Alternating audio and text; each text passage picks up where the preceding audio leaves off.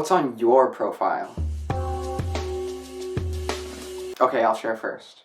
The only place that I really have a profile is on Instagram. I have listed my legal name, my field of study, the year that I graduate, and a reference to a small inside joke between my roommates. My profile picture is a distorted photo of my face. And that's it. I would venture to say that your profile isn't much more fleshed out than mine. Basic details about ourselves, presented in a clipped fashion, like straight to the essentials. Maybe throw in some references to what kind of music you like, what communities you're a part of. I often get the feeling when I look at other people's profiles, like, is this it? This basic information doesn't really tell me much about you. Part of me wishes for something more, wishes that I didn't have to cut corners on my identity in order to fit into the character limit. There are, of course, other ways to assert your identity through social media. For example, in order to communicate that I'm a fun-loving, easygoing person, I might go on vacation and take some pictures of me relaxing. If I go to a music concert, then I might upload photos of me jumping up and down to great music to demonstrate how good of a music taste I have. I might proclaim affiliation with a particular political ideology to signal to others my moral superiority. This practice of crafting an image of yourself in the way that you post is called Profilicity. Profilicity is a concept first elaborated on by Hans-Georg Muller and Paul D'Ambrosio in their work You and Your Profile. Generally, you could say it as the practice of curating your image ready for other people to see. This isn't a practice restricted to social media in any sense. It's well known in public relations, for example, like celebrities. Because celebrities are so exposed to the eyes of the public, everything about what they show to the camera is intentionally crafted. They'll wear certain clothes by particular brands in order to convey their personality or their class status. Crucially, now that most people have social media, this behavior has sort of become the norm for everyone. Everything is performance. And it's performance through this very tiny window of social media. We've been really restricted by the formats imposed on us by these platforms. But these restrictions weren't always present like this. What did this practice look like before social media? Through what media did people assert their identities? Warning, this site may be addictive. Oh, oh. What? Go, Homer? Yeah. Websites. Individual pages crafted by amateurs are a way that people asserted their identity on the internet. One of the places that people were able to do this for the first time was GeoCities. GeoCities was a web hosting service which operated from 1994 until 2009, which means it was a place that people could create their own web pages and have them hosted on an external server, accessible by anybody. It was one of the first places on the internet that people could do this. The service hosted some 40 million websites before it was shut down, and many of these are preserved through a project called Restorative Land, which is made by the Internet Archive, who you may be familiar with for the Wayback Machine. Today I want to explore one central question. What did early internet identity building look like, and how did it work? What was unique about GeoCities as a medium? How did people portray their personalities and interests through it? This way of expressing yourself is something that I'm pretty unfamiliar with because I've grown up with social media for my whole life, and the meta there is quite different. To get a sense of how people express themselves on their homepage, let's see what people wrote about. Hello, my name is Mr. Flopsy Ears, and I'd like to welcome you to my resort here by the bedside. What? Just give me a minute to grab my coat and hat. What? Is this Mr. Flopsy? In a study by Catherine Walker, where in 1998 she surveyed web pages from GeoCities and Yahoo, who later acquired GeoCities, she distinguishes three basic types of homepages. Of course, many of these pages sit in multiple categories at the same time, but that's sort of the nature of these general classifications. The first type was basic bare-bones pages, which list essential characteristics of the author, like name, age, sex, location, occupation, hobbies, interests, etc. These pages were all quite similar due to their simplicity. They often also shared the same format, partially because of the templates provided by website building tools. It's important here to mention that GeoCities was not merely a web hosting service. It also featured a website creation tool.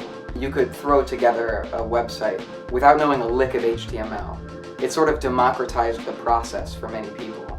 This meant that a lot of pages looked similar. Some of them didn't really get past that first stage of identity building, besides just like listing characteristics about them. Basic UI, maybe a fun background color, plain text. Really not very interesting. But Catherine Walker says, as rudimentary as this sort of announcement is, it can still give a sketch of a person's identity. By publicly identifying with a particular social role, like for example, being a doctor, it generates a set of expectations about the author for those who learn this information. It instantly creates connotations of professional caregiving, a high level of education. The information also speaks to how the author of a homepage perceives themselves. Within this limited set of information, if an author chooses to share their occupation, or chooses to identify with another social role like mother, it reveals how the author likes to think about themselves. Walker notes, identity creation involves both an image displayed to others and an idealized self visualized by the actor. The second category of homepages, as outlined by Catherine Walker, are explicitly narrative. Simon is in kindergarten, can you believe it?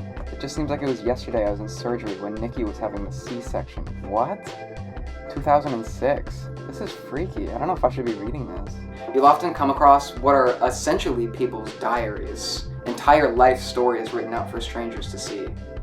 People narratively situate their lives within time, space, and cultural context in quite varied ways, and no two pages are exactly the same.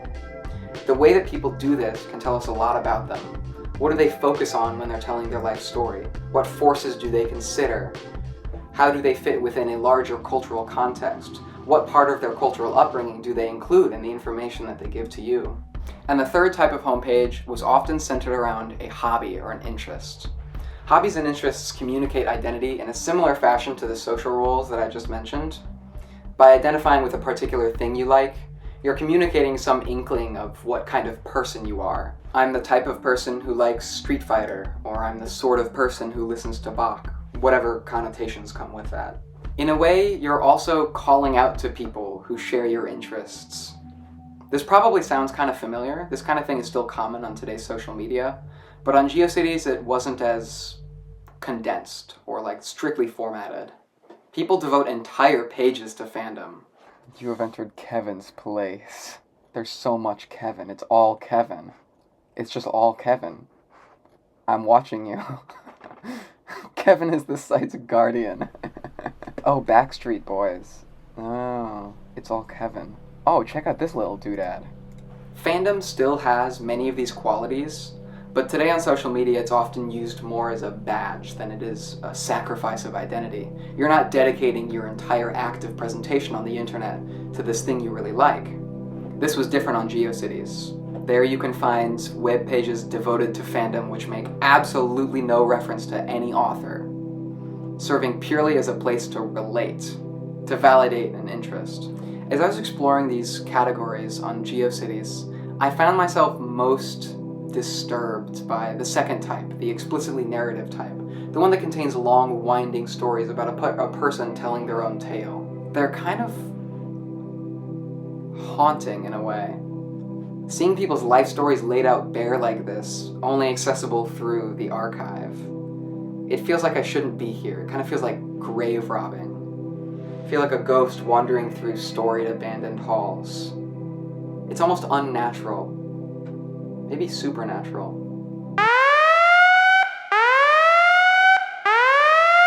What? Should you even be accessing this archive? It feels just a little bit shady to be combing through abandoned pages looking for people's life stories. In the paper, we could, but should we? There are ethical outlines for how to proceed with research through specifically the GeoCities archive. The methods they investigate in the paper are as follows. Content-based retrieval, like text search engines or image searching, large-scale distant reading, like word clouds or network graphs, and user re-identification. This last one is the trickiest. Could we, using the information found on GeoCities, link old abandoned pages with real-life people who may or may not even still be alive? Immediately, a complicated consideration of consent and privacy issues arises. If I were conducting a large-scale analysis of GeoCities websites, this is the type of stuff that I'd have to run up against. But because I'm only outlining broad patterns of behavior and modes of self-expression on a publicly available archive, mind you, I don't really need to ask for permission. You can find these pages yourself, and the ones that I show in the video are a small fraction of the crazy stuff that I found in this archive. I'm not doing any person seeking. I'm not looking to torment old John Doe for his scandalous webpage from 3 decades ago. Am I using this public archive argument as a bit of an escape hatch? Kinda. In a chapter of the Handbook of Internet Studies, Elizabeth Buchanan spends some time discussing the distinction between private and public, and her focus on blogging is the most relevant to this case. She says that if a researcher is getting data from a blog that is public, then it would not meet the criteria for review as set forth in US regulatory documents. Yes! She also says that still, using a blog as a data source in research raises significant ethical issues. But she says that these issues arise primarily from considerations of identity and ownership. Again, I'm making no deliberate attempt to personally identify who wrote these websites, and quite frankly, doing so would be really difficult. Many of the guest books are dead, many of the emails are obsolete, and much of the information is impersonal enough to not really worry about it. I have investigated myself and found no wrongdoing. The sole task that was given to these hamsters from the second kingdom up in heaven was to offer the way leading to hamster ownership. So we've taken a look at different content of these pages. You might be tempted to conclude here, the content is what matters and that's that.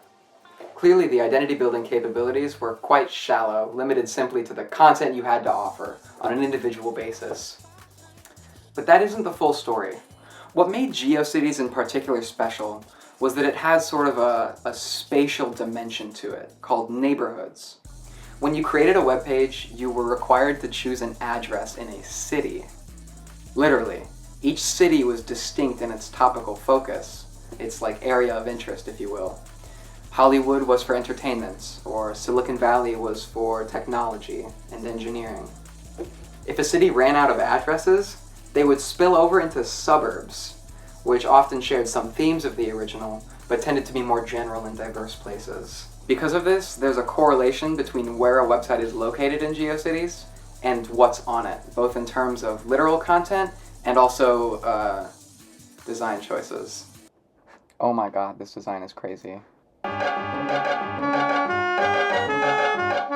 Neighborhoods weren't just categories for design and content labeling, though. There was explicit, active shaping and reinforcing by dedicated community leaders. Ian Milligan says that community leaders helped new users settle into their homesteads, edited newspapers, reviewed websites, and provided an accessible human face for people figuring out the World Wide Web. He also mentions that while they provided different services in different communities, in general, at the very minimum, they were frequent participants in chat rooms, news groups, and they made their email accessible to all users. These people weren't paid for their services. It was on a volunteer basis, a labor of love. Sometimes they were specifically assigned a block of addresses within a neighborhood, and sometimes they were part of a more general group that addressed the neighborhood as a whole. I can't really think of a construct like this which exists today. There are content moderators to social media platforms, but those roles are much colder, more surgical, and sort of less honorable, especially with the super tricky problem of censorship on today's social media. The closest modern relative to the GeoCities community leader that I've encountered are Discord moderators. Often their roles include content moderation and rule enforcement, just like content moderators on social media platforms. But they also help new members to a Discord community feel welcome, and they help them get familiar with what the server offers. They make them feel at home. It's heartwarming to know that on GeoCities, community meant something concrete and wonderfully interpersonal, a guiding hand through first encounter with the internet, in that new ripe era of discovery and early building. Well... So neighborhoods were an interesting and creative use of what are basically folders of websites in a file directory in order to specify community and align a set of web pages toward a particular direction. It provided a sense of scene, of place in some space. But I want to reference one more way that pages could affiliate with each other, band together for some purpose. A method which has become completely obsolete, called web rings. A web ring just refers to a set of websites which are arranged in a circular fashion. If you were to be present on one site, you could turn left or turn right into other pages. And if you turn enough times, you end up right where you started. First of all, what a badass concept.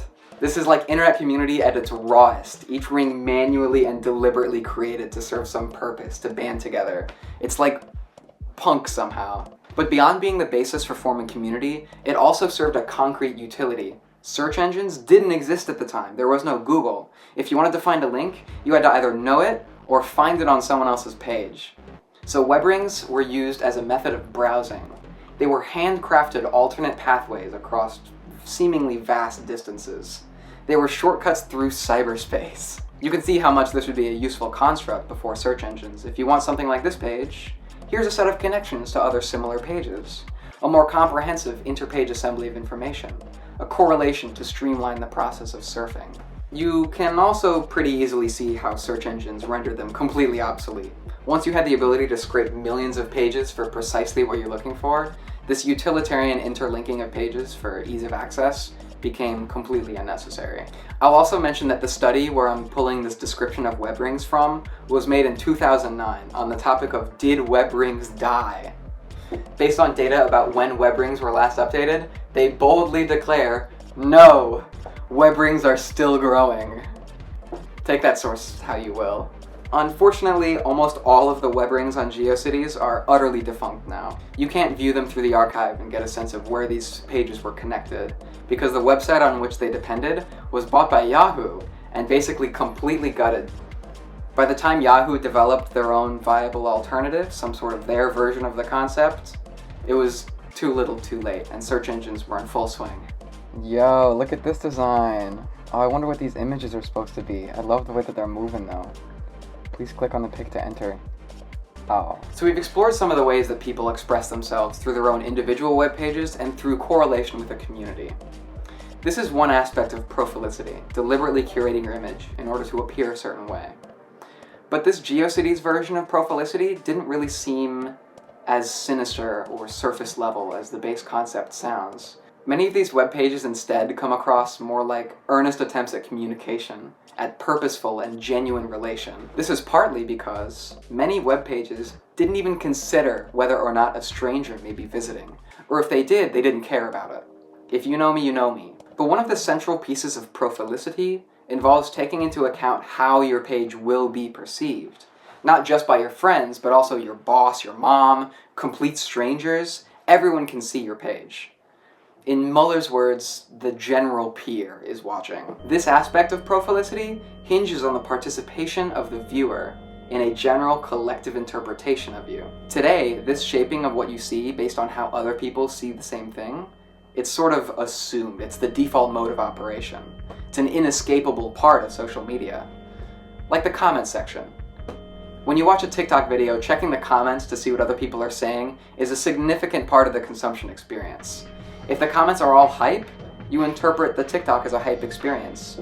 If all of the comments are expressing utter disapproval and disgust at something, then you're more likely to look at the original TikTok video in a negative light. The closest thing that GeoCities had to this were called guest books. They're places where visitors could input their name, maybe an email address, and write some kind of comment for others to see on the guest book. They weren't exactly like a comment section though. Ian Milligan clarifies, guest books were not discussion forums. They didn't support threaded discussion, replies to authors, and so forth.